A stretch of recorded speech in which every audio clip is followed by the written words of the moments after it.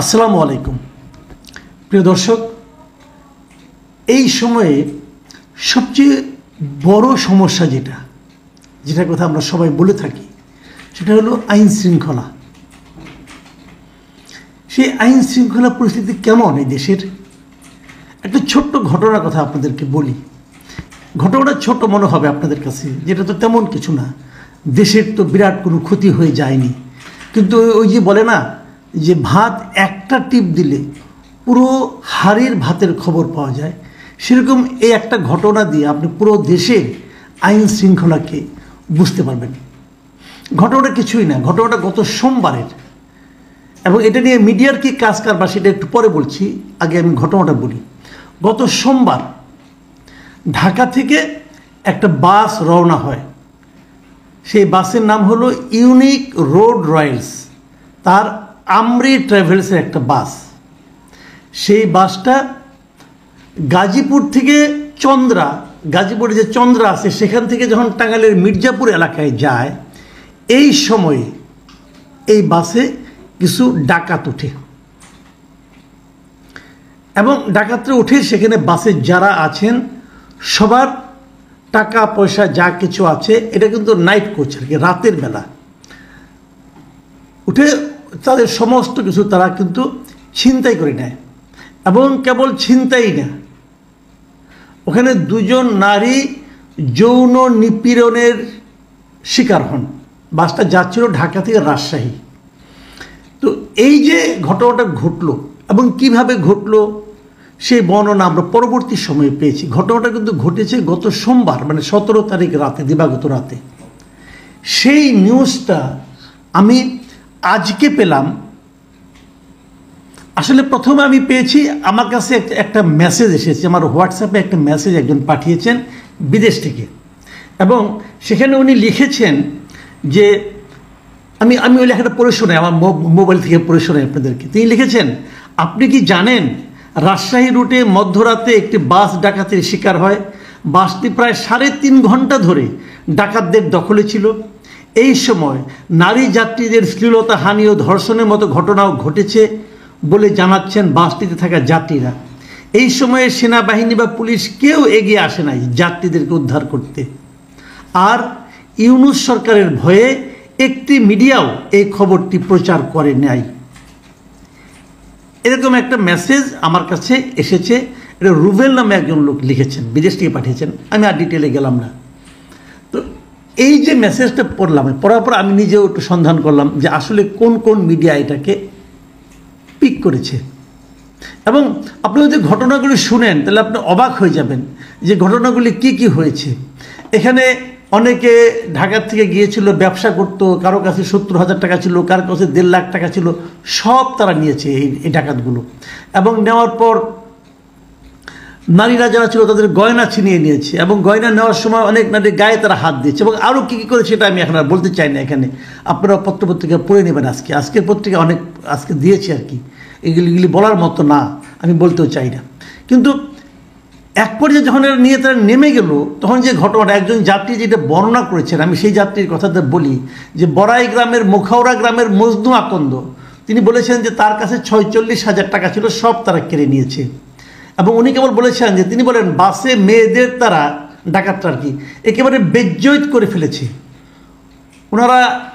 উনি আরও বলেছেন মেয়েরা এমনভাবে চিৎকার দিয়েছে যে তারা অনুভব করেছেন ডাকাতরা তাদের ক্ষতি করে ফেলেছে। ভদ্র ভাষায় এর চেয়ে বেশি আর কী বলবেন উনি।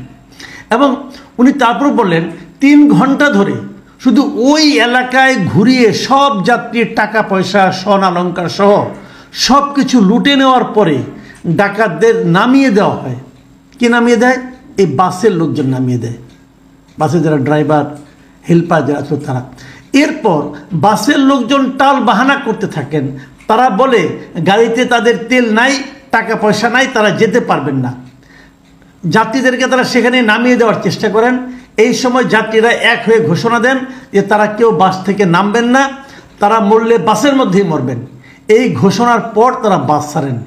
এবং ওই ভদ্রলোক আরও বলেন যে বাসের লোকজন বলল তাদের টাকা পয়সা অনেকে ডাকাতরা কেড়ে নিয়েছে, কিন্তু টোল প্লাজায় মানে যমুনা সেতুতে এসে ঠিকই তারা টোল দিল, নাস্তা খেলো, এ টাকা তারা কোথায় পেল?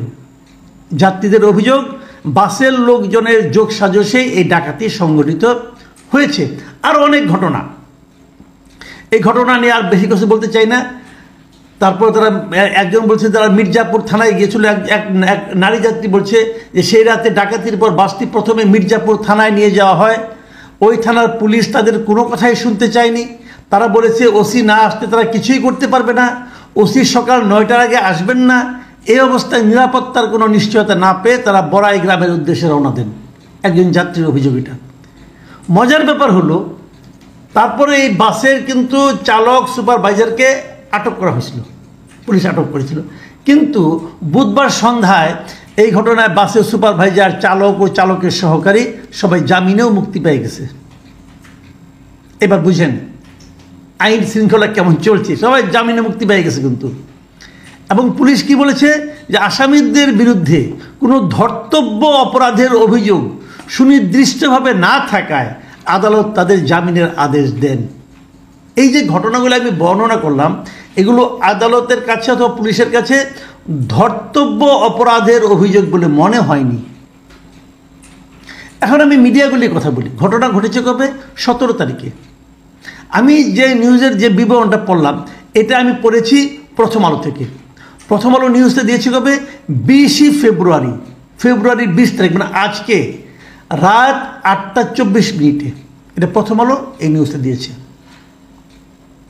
অন্যান্য সব যত পত্রিকা দেখলাম সবগুলি পত্রিকা এরকম 20 তারিখে, মানে আজকেই এই 1-2 ঘন্টার মধ্যে সবাই নিউজগুলি দিয়েছেন। একমাত্র দেখলাম একটা পত্রিকা, সেটা হলো আজকের পত্রিকা, তারা 18 তারিখেই দুপুরে নিউজটা দিয়েছে। মানে যে রাত্রে ঘটনা ঘটেছে মধ্যরাতের পরে আর কি, পরের দিন মানে দুপুর আপনার এটা আমি এখানে দেখছি বিকাল 4টা 51 তাদের এই নিউজটা তারা আপ করেছে অনলাইনে। মানে একমাত্র আজকের পত্রিকাকে দেখলাম তারা যথাসময়ে নিউজটা আপ করেছে। ওই যে দর্শক, ওই যে আবার একজন আমাকে মেসেজ পাঠিয়েছেন তিনি যে বলেছিলেন যে কোনো পত্রিকা এই নিউজটাকে তুলছে না কেন, এত বড় একটা ঘটনা, এটা আজকের পত্রিকা ছাড়া সবার জন্যই মনে হয় প্রযোজ্য। আরেকটা পত্রিকাকে দেখলাম বিডি নিউজ 24, তারাও দিয়েছে আরও একদিন পরে, মানে 19 তারিখে। মানে 18 তারিখে আমি একমাত্র আজকের পত্রিকাকে দেখলাম যে তারা নিউজটা কভার করতে পেরেছে। সংবাদপত্রের দায়িত্বটা কি? আমরা দেখেছি, আমি যে অনেকদিন সংবাদপত্রে কাজ করেছি, আমি দেখেছি মেরুদণ্ডহীন মালিক যারা থাকে অথবা ধান্দাবাজ মালিক যারা থাকে, মেরুদণ্ডহীন সাংবাদিক যারা থাকে, তারা করে কি জানেন? ওয়েট করে। এরকম কোনো একটা মানে খবর পেলে তারা চিন্তা করে এটা কি দেবো নাকি, সেলফ সেন্সরশিপ। তারা ভাবে এটা কি দেবো নাকি দেবো না। আচ্ছা কাজ করি, দেখো অন্য কেউ দিয়েছে কিনা, অন্য কেউ দিলে তারপরে দাও। মানে দায়িত্ব নিজের কাছে কেউ নেবে না। কিন্তু ঘটনা তো ঘটেছে ভাই, আপনার কাজটা কি, দায়িত্বটা কি আপনার? আপনি কাকে সেভ করতে চান? আপনি এই খবর না দিলে কি ঘটনা ঘটবে না? আপনি এই খবর না দিলে কি এদেশের মানুষ আইন শৃঙ্খলা নিয়ে খুব শান্তির চিন্তা করবে? তা তো করবে না। তাহলে কেন এমন হচ্ছে? আমাদের মিডিয়ার আমি মনে করি আরও সচেতন হওয়া উচিত, আরও দায়িত্ববান হওয়া উচিত। আমাদের মিডিয়ার এমন কিছু করা উচিত যাতে নাকি সাধারণ মানুষ মিডিয়ার দিকে তাকিয়ে থাকে, মিডিয়ার উপর ভরসা করতে পারে।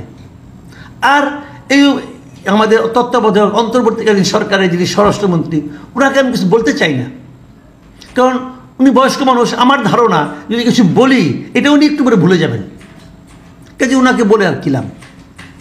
প্রিয় দর্শক, এটাই বোধহয় আমাদের নিয়তি। এখান থেকে কবে মুক্তি পাবো অথবা আদৌ পাবো কি না বলতে পারি না। শেষ করার আগে আজকের পত্রিকা কর্তৃপক্ষকে আমি ধন্যবাদ জানাতে চাই যে আপনারা ঠিক সময় নিউজটা কভার করতে পেরেছেন। আল্লাহ হাফেজ।